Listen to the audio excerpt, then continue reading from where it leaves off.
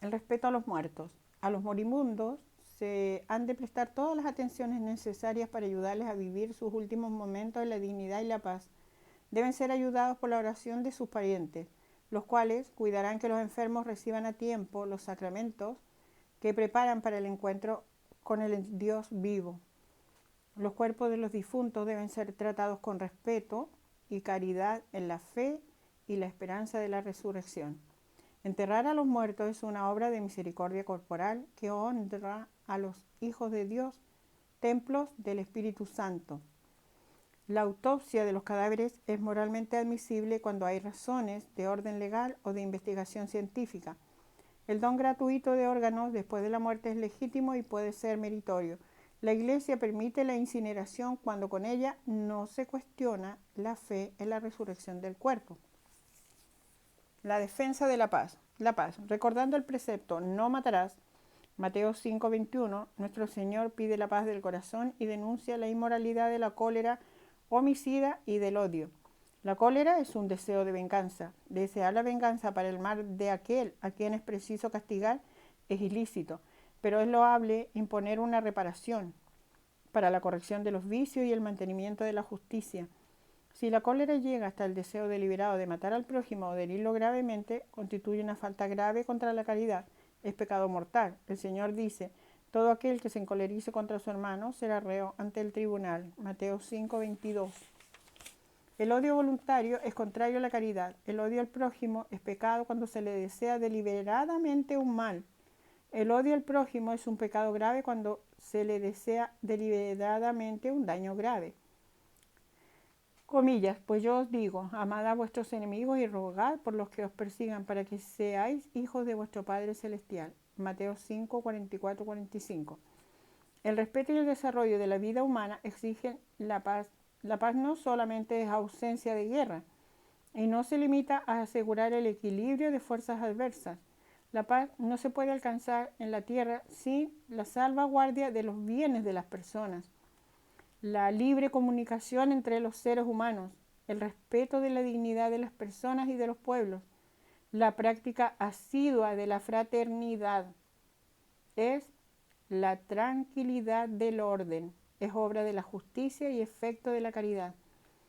La paz terrenal es imagen y fruto de la paz de Cristo, el príncipe de la paz mesiánica, Isaías 9:5. Por la sangre de su cruz dio muerte al odio en su carne, Efesios 2:16. Reconcilió con Dios a los hombres e hizo de su iglesia el sacramento de la unidad del género humano y de su unión con Dios. Él es nuestra paz, Efesios 2:14. Declara, bienaventurados a los que construyen la paz, Mateo 5:9. Los que renuncian a la acción violenta y sangrienta y recurren para la defensa de los derechos del hombre a medios que están al alcance de los más débiles dan testimonio de caridad evangélica, siempre que esto se haga sin lesionar los derechos y obligaciones de los otros hombres y de las sociedades. Atestiguan legítimamente la gravedad de los riesgos físicos y morales del recurso a la violencia con sus ruinas y sus muertes. Evitar la guerra. El quinto mandamiento condena la destrucción voluntaria de la vida humana. A causa de los males y de las injusticias que ocasiona toda guerra, la Iglesia insta constantemente a todos a orar y actuar para que la bondad divina nos libre de la antigua servidumbre de la guerra. Todo ciudadano y todo gobernante están obligados a empeñarse en evitar las guerras. Sin embargo, mientras exista el riesgo de guerra y falte una autoridad internacional competente y provista de la fuerza correspondiente, una vez agotados todos los medios de acuerdo pacífico, no se podrá negar a los gobiernos el derecho a la legítima defensa. Se han de considerar con rigor las condiciones estrictas de una legítima defensa mediante la fuerza militar. La gravedad de semejante decisión somete a esta a condiciones rigurosas de legitimidad moral. Es preciso a la vez que el daño causado por el agresor a la nación o a la comunidad de las naciones sea duradero, grave y cierto. Que todos los demás medios para poner fin a la agresión hayan resultado impracticables o ineficaces, que se reúnan las condiciones serias de éxito, que el empleo de las armas no entrañe males y desórdenes más graves que el mal que se pretende eliminar, El poder de los medios modernos de destrucción obliga a una prudencia extrema en la apreciación de esta condición. Estos son los elementos tradicionales enumerados en la doctrina llamada de la guerra justa. La apreciación de estas condiciones de legitimidad moral pertenece al juicio prudente de quienes están a cargo del bien común. Los poderes públicos tienen en este caso el derecho y el deber de imponer a los ciudadanos las obligaciones necesarias para la defensa nacional. Los que se dedican al servicio de la patria en la vida militar son servidores de la seguridad y de la libertad de los pueblos. Si realizan correctamente su tarea, colaboran verdaderamente al bien común de la nación y al mantenimiento de la paz.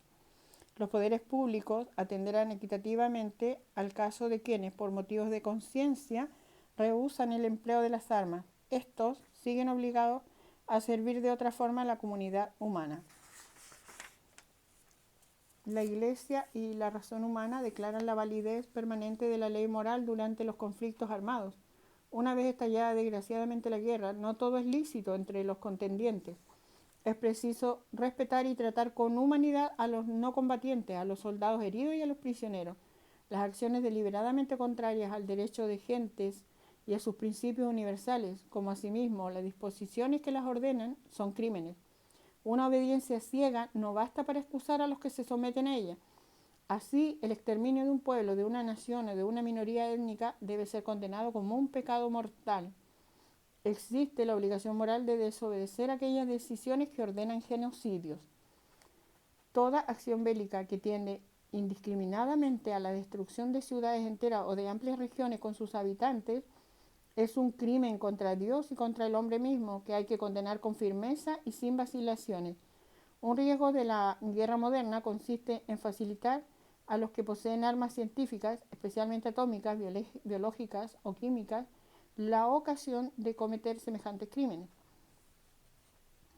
La acumulación de armas es para muchos como una manera paradójica de apartar de la guerra a posibles adversarios. Ven en ella el más eficaz de los medios para asegurar la paz entre las naciones. Este procedimiento de disuasión merece severas reservas morales. La carrera de armamentos no asegura la paz. En lugar de eliminar las causas de guerra, corre el riesgo de agravarlas. La inversión de riqueza fabulosa en la fabricación de armas, siempre más moderna, impide la ayuda a los pueblos indigentes y obstaculiza su desarrollo. El exceso de armamento multiplica las razones de conflicto y aumenta el riesgo de contagio. La producción y el comercio de armas atañen hondamente al bien común de las naciones y de la comunidad internacional. Por tanto, las autoridades tienen el derecho y el deber de regularlas. La búsqueda de intereses privados o colectivos a corto plazo no legitima empresas que fomentan violencias y conflictos entre las naciones y que comprometen el orden jurídico internacional. Las injusticias, las desigualdades excesivas de orden económico o de social, la envidia, la desconfianza y el orgullo que existen entre los hombres y las naciones amenazan sin cesar la paz y causan las guerras. Todo lo que se hace para superar estos desórdenes contribuye a edificar la paz y evitar la guerra. En la medida en que los hombres son pecadores, les amenaza y les amenazará hasta la venida de Cristo el peligro de guerra. En la medida en que, unidos por la caridad, superan el pecado, se superan también las violencias hasta que se cumpla la palabra: de sus espadas forjarán arados y de sus lanzas podaderas. Ninguna nación levantará jamás la espada contra otra y no se adiestrarán más para el combate. Isaías 2:4.